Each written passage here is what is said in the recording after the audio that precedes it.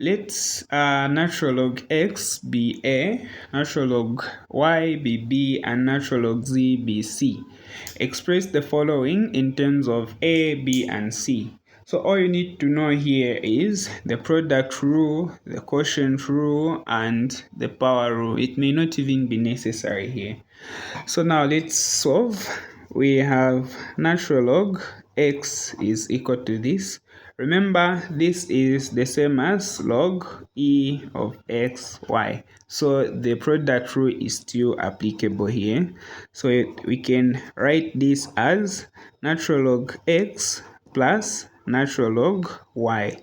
And then natural log x is a plus natural log y is b. And you're done. Next, we have the quotient rule.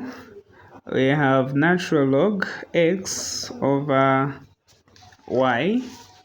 So using the quotient rule, we know that when we are dividing, we can simply subtract. So this is this. And then natural log x is a minus natural log y is b. And you're done.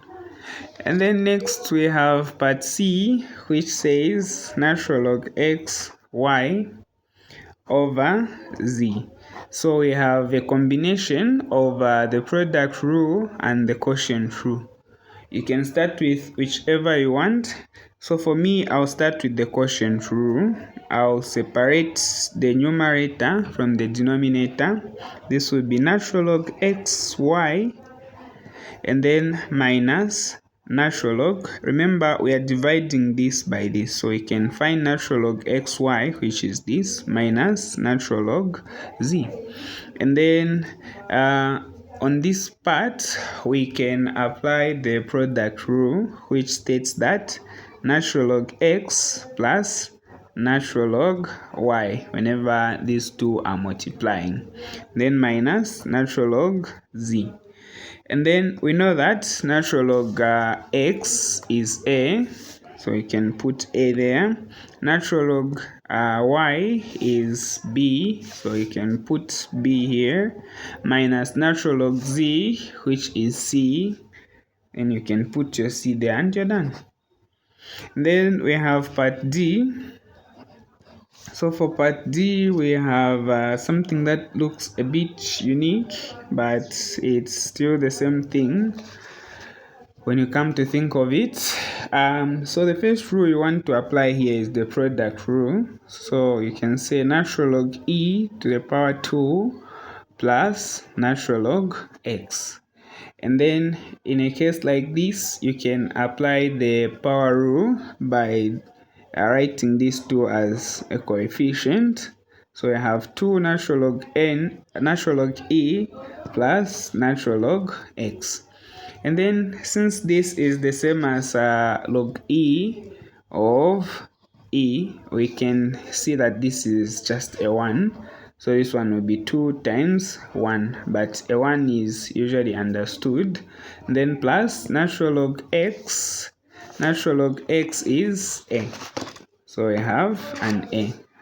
So our answer is 2 plus a, and we are done.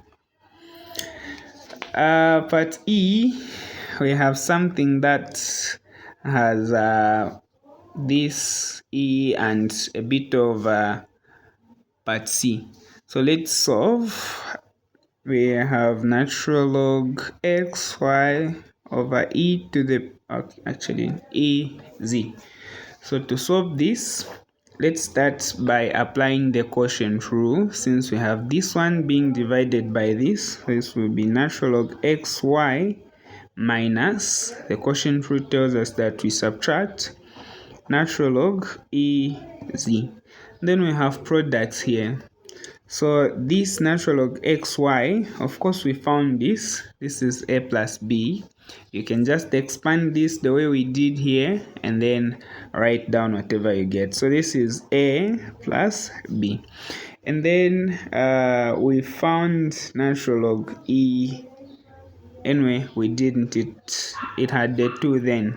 This time around it doesn't. So when you have a negative sign, you have to be very careful This is where brackets will come in. When these two are multiplying, you can say natural log e plus natural log z. So the moment you leave the brackets out, this will be affected and your answer will not be correct. So this will be a plus b. Natural log e is just a 1 because we have the same base as the number here.